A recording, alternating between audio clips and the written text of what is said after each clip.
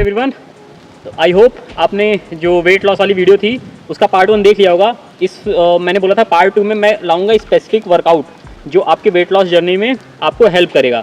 तो ये video particular उसी पे है। मैं बताऊंगा कि आपको वर्कआउट कैसे सेट करना है।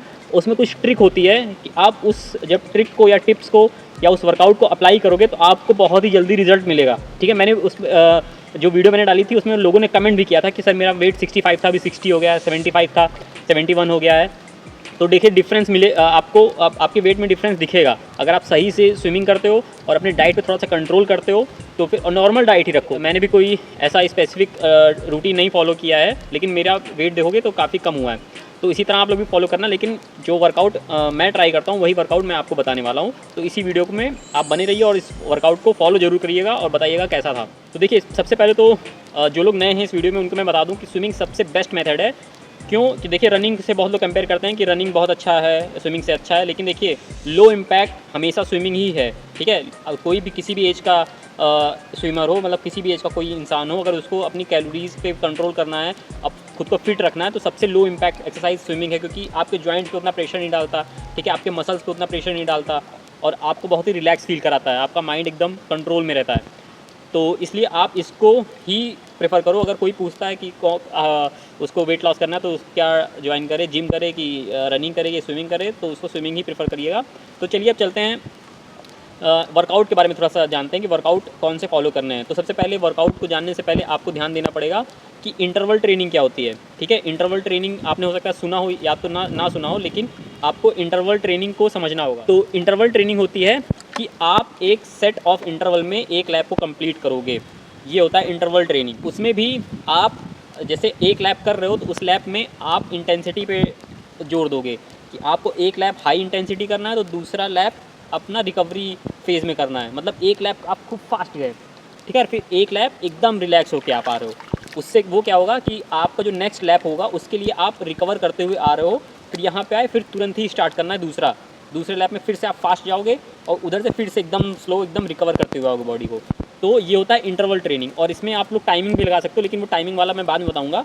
बट आपको पहला टारगेट करना है कि आपको इंटरवल ट्रेनिंग करना है जिसमें आपको एक लैप हाई इंटेंसिटी करना है, दूसरा एकदम लो इंटेंसिटी, लोवेस्ट आपकी जो इंटेंसिटी होगी उससे आपको स्विमिंग करते हुए वापस आना है। और देखिए ये मेथड बहुत ही हाईली इफेक्टिव है आपकी वेट लॉस जर्नी में हेल्प करने के लिए। क्यों? क्योंकि इसमें क्या होता है, आपका हार्ट रेट होता है वो बढ़ जाता है और उससे क्या होता है कि आपका जो कैलोरीज बर्न होती है वो भी मैक्सिमम हो जाती है। तो इसलिए इस इंटरवल ट्रेनिंग को जरूर से करिए।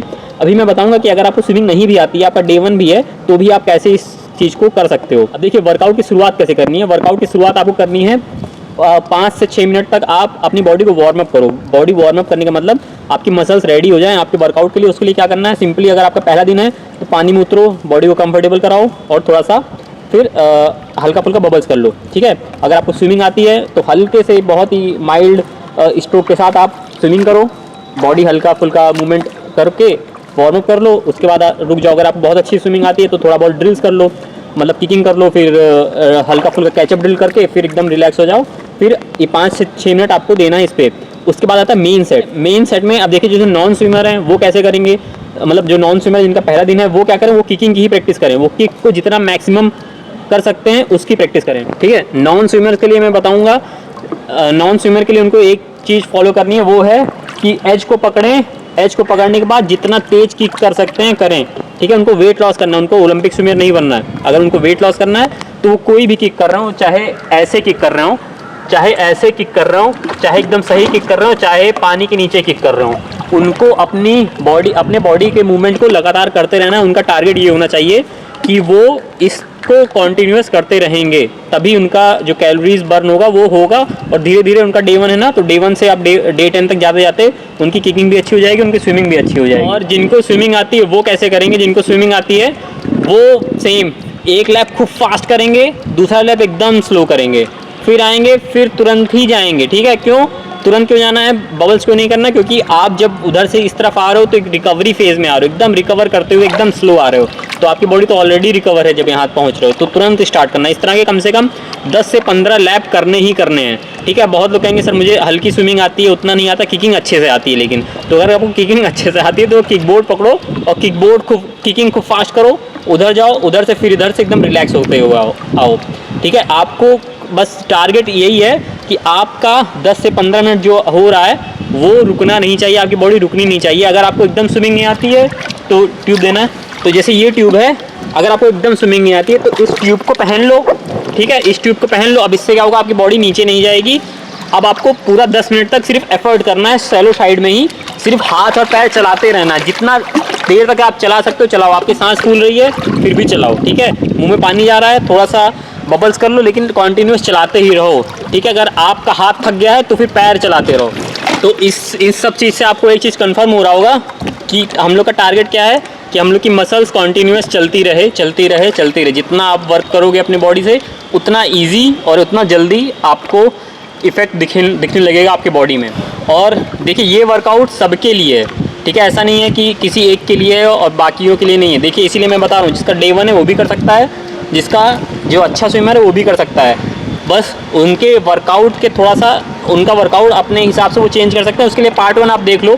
पार्ट 1 में मैंने बहुत अच्छे से बताया है कि कैसे आप अपने तरीके से अपना खुद समझ के वर्कआउट को बना सकते हो, मतलब समझ सकते हो कि आपको क्या करना है। बात करते हैं, ये तो वर्कआउट हो गया, बहुत सिंपल सा वर्कआउट मैंने बताया। 5 मिनट आपको वार्म अप करना है, 15 से 20 मिनट तक ये करना है, उसके बाद फिर 5 मिनट फिर वार्म डाउन करना है। वार्म डाउन मतलब फिर से रिलैक्स करना है। लेकिन इसके की पॉइंट्स आपको समझने होंगे। अगर आप की पॉइंट समझ गए तब आप मान के चलो आपका जो वर्कआउट करने का मोटिवेशन होगा वो बूस्ट हो जाएगा।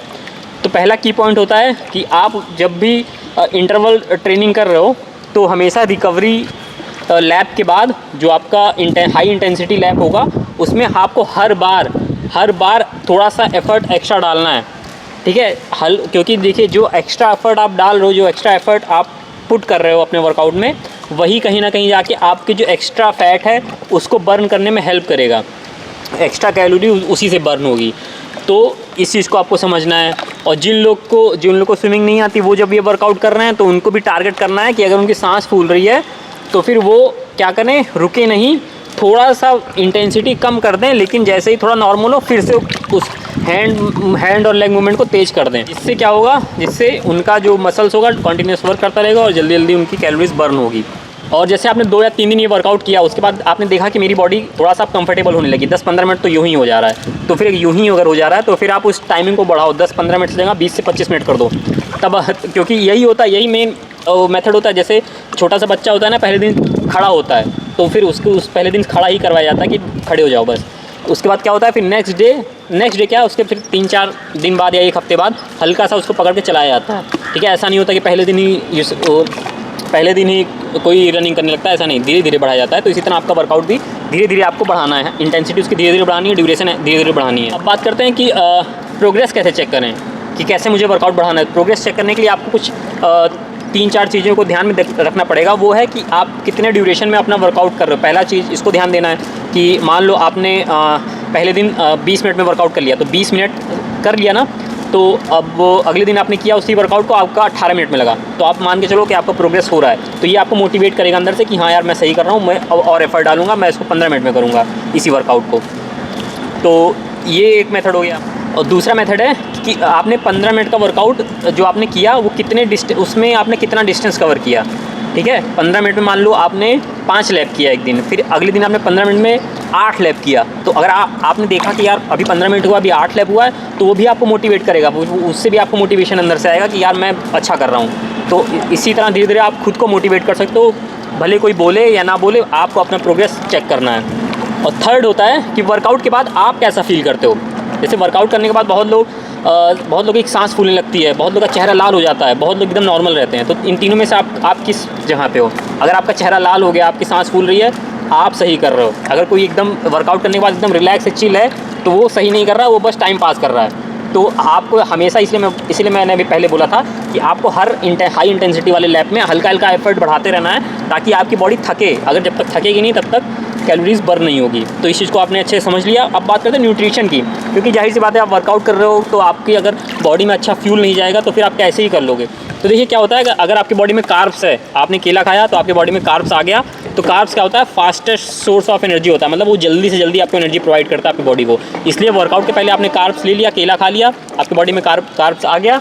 अब आपको क्या करना है कि ड्यूरिंग वर्कआउट क्या करना है। ड्यूरिंग वर्कआउट क्या होता है कि जैसे आप जब स्विमिंग करते हो, कोई भी एक्टिविटी करते हो, तो आप देखते हो पसीना आपकी बॉडी में होता है ना, तो जब पसीना होता है तो शरीर से इलेक्ट्रोलाइट्स निकलता है, तो अब उसको रिकवर आप कैसे करोगे? उसको रिकवर आप ऐसे ही कर सकते हो कि आप जब ड्यूरिंग वर्कआउट पानी लो, पानी में हल्का सा इलेक्ट्रोलाइट घोल लो, घोलने के बाद जैसे आपने 1 या 2 सेट किया, 2 सेट करने के बाद थोड़ा सा पी लो, तो उससे क्या होगा, आपका इलेक्ट्रोलाइट बढ़ा हुआ रहेगा और आपकी बॉडी तो जल्दी रिकवर करेगी। तो इस चीज़ को समझो। और आफ्टर वर्कआउट क्या करा जाता है कि आप लोग को एक कंप्लीट मील लेनी है। कंप्लीट मील का मतलब जैसे आप नॉर्मल भी खाना खा रहे हो, दाल चावल रोटी सब्जी भी खा रहे हो, तो उसमें आपको बस टारगेट थोड़ा सा ये करना है कि उसमें जैसे सोयाबीन्स वगैरह होता है, उन सब की सब्ज़ी थोड़ा सा ज़्यादा रहे, क्या, ताकि प्रोटीन आपको मिल सके, कार्बोहाइड्रेट मिल सके और हेल्दी फैट मिल सके। तो अगर ये सब आपको मिल रहा है नॉर्मल मील से भी, तो आप ठीक है, आप मतलब आपकी जो वेट लॉस वाली जर्नी है वो एकदम सही ट्रैक पे जा रही है। तो नेक्स्ट पार्ट में हम लोग बात करेंगे कि आप इंड्योरेंस